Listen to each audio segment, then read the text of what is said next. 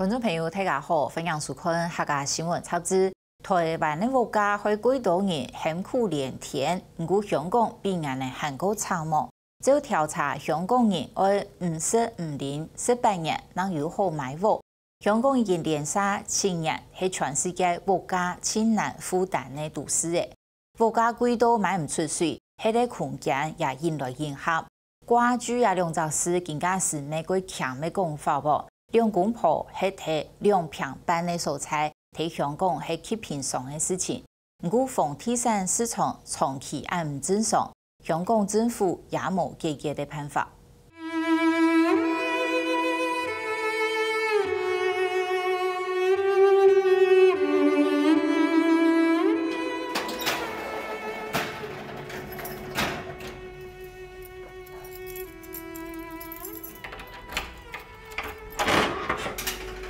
但係我先生行到熱水鍋嘅嘢蔬菜，一囤價位都睇下合客嘅嘢蔬菜講熱咧，就限冇2平半，一張日嘅補水愛新台幣200，同7年前來比，係2倍價價，卻係我先生收入嘅一半個價，實在係一重嘅負擔。本嚟每一次加租係500蚊啊嘛，舊年咧係焗我出去嘅，不過係一價嘅7價1000幾2000蚊㗎。幾犀利㗎！咁我你冇辦法啦，焗住住。我諗住你呢度咧，係咪先？啊，呢個洗手間呢個洗手間呢個嚇，前巷嗰度咧又咁窄㗎啦，喺前巷喺度。所以從安尼嘅貨嘅香港人講係劏房，也就係一個單位本人拆咗幾下件來算熱。只統計香港大概有89000嘅安尼嘅貨嘅，啱啱有20萬生意係睇地位。韓國安尼嘅貨嘅稅金見來見貴，但為面積嘅稅金還高出平均7億度。香港的劏房的租金是越來越貴的，他們的每一次的租金也接近80塊錢，其實要好也太貴了，因為一般每一次的租金大概是30塊錢。香港金融披薩案發他，不過並唔係一個合適人睇嘅都市。嗰度香港人就提倡吉隆嘅案發嘅蔬菜工業咧，喺呢環境屬其他已經開發嘅蔬菜嗰度。多興建工會是最長遠、最遠的目標。譬如在短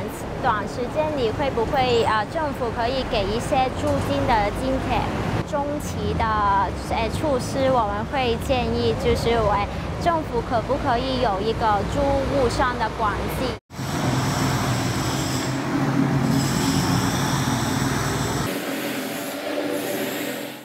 香港已經連續7年係全世界物價一等貴嘅蔬菜，雖然按當年來香港政府建打壓房屋市場，唔可以來限制無物嘅效果喎，物價早就已經唔係一般嘅香港民眾睇一樣嘅嘢。咁香港嘅物價上來由一推嘅咯，來看藝術方面嘅，也係睇健健安咯，也係睇票價李嘉誠嘅地產公司去嘅。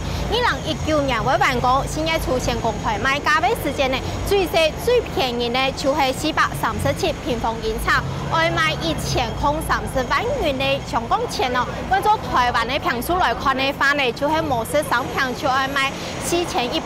萬元嘅新台幣，也就係講1平就要335萬元咁貴。因為香港土地少啊，同埋樓價越嚟越高咧，因為就越嚟越多人想追求有自己嘅屋企啊，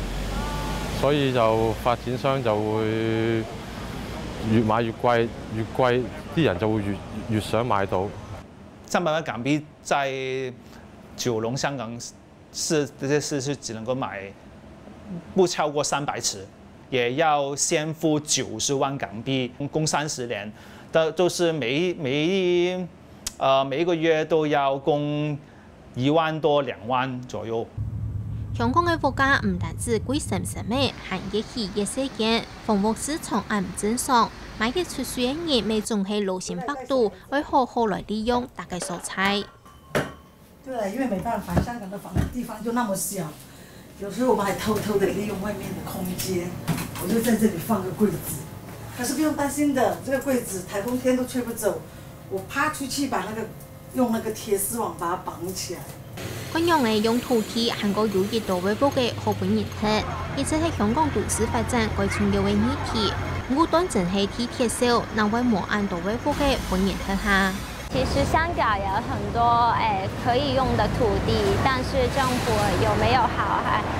好去利用了？譬如，其實前1-2年在新界粉嶺有一個荃灣這麼大的土地，但是政府用它來興建一個高爾夫球的場地。在過去5年的私樓的供應其實遠超於目標的，但是對於公共房屋啊，或是解決香港普通人的居住問題的土地分配就很不夠，所以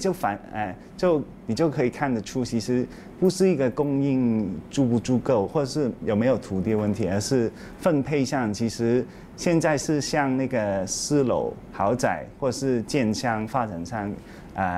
給他更多土地的一個分配上的問題。香港政府無法土地嘅國家同民生嘅問題，使至到嗰度香港人離開香港。2016年，總共有1273名港澳地區人移民來台灣，係16年來香港人移民來台灣人數最多嘅一年。繼續欣賞美國職業足球大聯盟波特蘭伐木者對 FC 達拉斯的下半場比賽。足球球評克拉德10年前對香港移民來到台灣，加上往來台港兩地，未同香港人等處理移民來台灣嘅相關事情，而認為也按多年來香港人移民來到台灣會增加，同香港嘅生活環境變惡有個大嘅關係。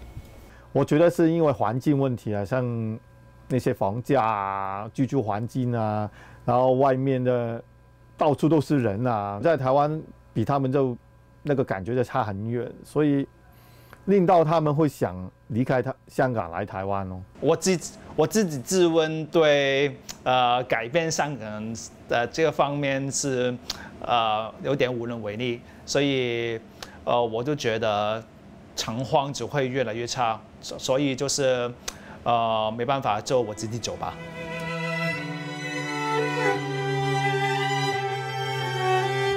經濟唔好，物價又昂貴，香港人對愛有熱嘅安心喺嘅環境，持到規模期望，心肝頭度又驚又懊惱，又唔知安樣解釋，也掉入對香港社會嘅安定同繁榮造成威脅。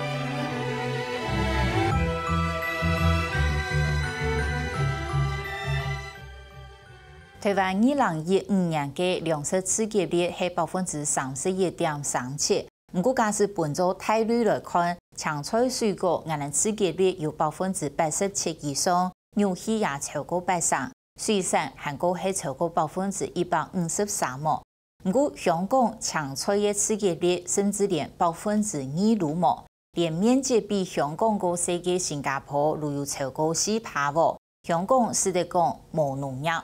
為到都市發展，新界嘅農村常常唔加係的。新界粉嶺馬屎埔村都係其中一個本人被遷嘅農村。唔過村民同農民成立嘅馬寶寶社區農場，發展出嚟係初期嘅雙向共生嘅農業方式，而能用實際行動同政府講，香港應該按用呢。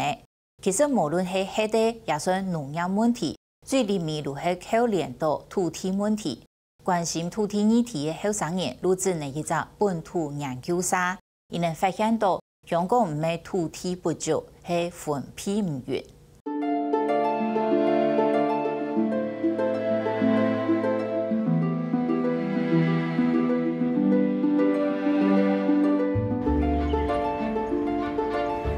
一條大路綁牙膏綁出都市屯田中下，是講都市發展強未會受到田中下去嘅。新界粉嶺馬屎埔村，伊個連香港人就唔多數市嘅農村，人最多嘅世界有700人戶，一下將村道大概100戶，萬結複雜嘅土地歷史背景，使至到漂田來港嘅耕種人同大地產商對立，農業長久經營同土地開發當中，一直有幾多嘅意義。因為香港冇農業政策咯，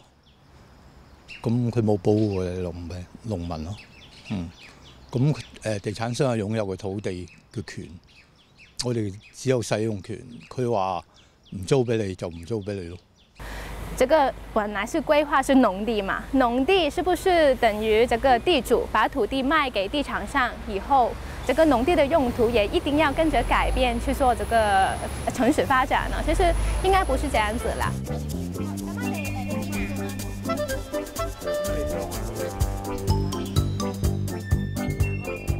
然後咧，呢個社區佢會先起公屋、居屋。然後就當嗰啲地價升到咁上下，先至可能起鐵路啊，起即係拍賣。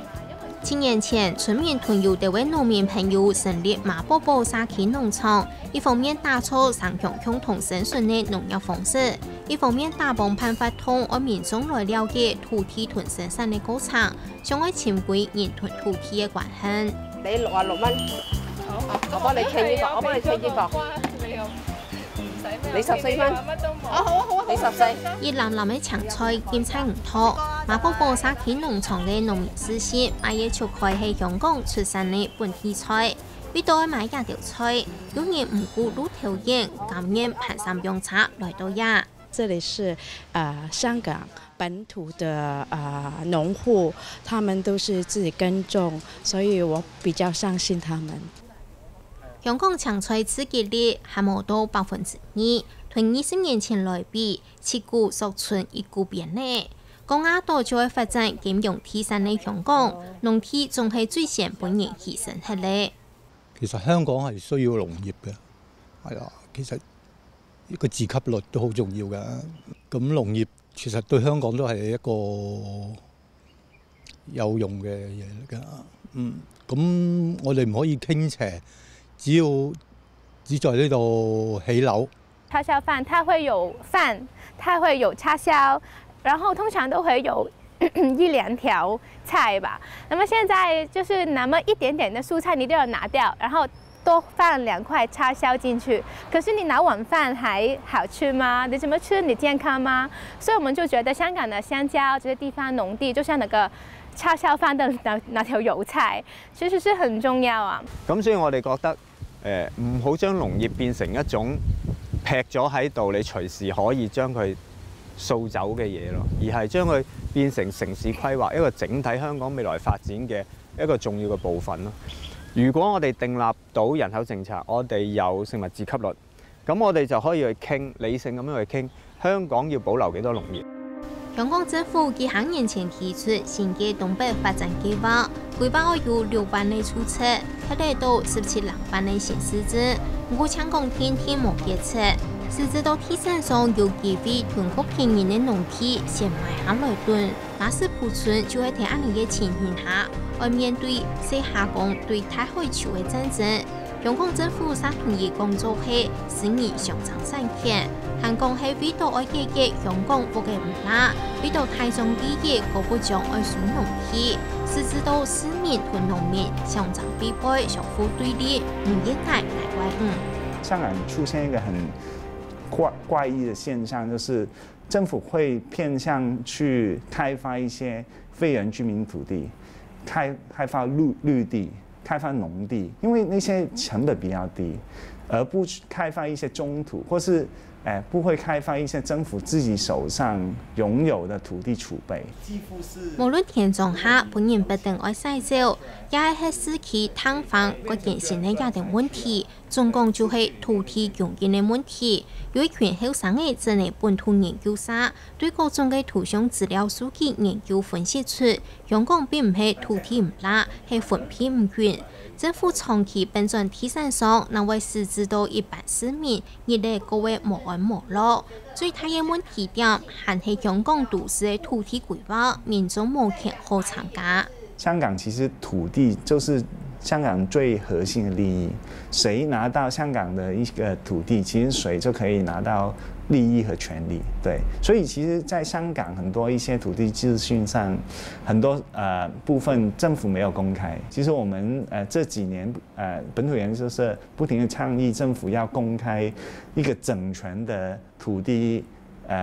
發展清單列表。我們是沒有權利去说规划怎么样，或者说土地应该卖给谁，所以整个利益都是倾斜于这些开发商。香港过去20年都没有去处理这个问题，香港民众没有这种意识，政府更加因为跟利益集团被绑架，所以也没有一个动力去解决这些问题。